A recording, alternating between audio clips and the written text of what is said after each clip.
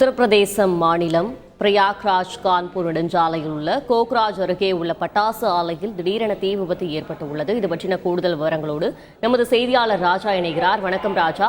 பட்டாசு ஆலையில் தீ விபத்து ஏற்பட்டதற்கான காரணம் என்ன? மேலும் அங்குள்ள தொழிலாளர்களின் நிலைமை தற்போது என்னவாக உள்ளது? முழு விவரங்களை பதிவு செய்யுங்கள். வணக்கம். உத்தரப்பிரதேச மாநிலம் பிரகராஜ் கான்பூர் நெடுஞ்சாலையில் உள்ள கோக்ராஜ் அருகே உள்ள பட்டாசு ஆலையில் இன்று பிற்பகல் 12 மணி அளவில் தொழிற்சாலையில் 15 முதல் 20 தொழிலாளர்கள் வேலை செய்து கொண்டிருக்கும் போது திடீர்னு ஒரு வெடி சத்தம் கேட்டிருக்கிறது.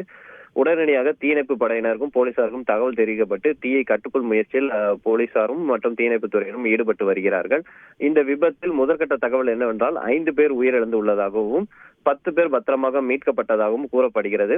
மேலும் 8 பேர் சிக்கியிருக்கிறார்கள். அவர்களை மீட்கும் பணியானது நடைபெற்று வருவதாக தீயணைப்பு துறையினர் தெரிவித்திருக்கிறார்கள்.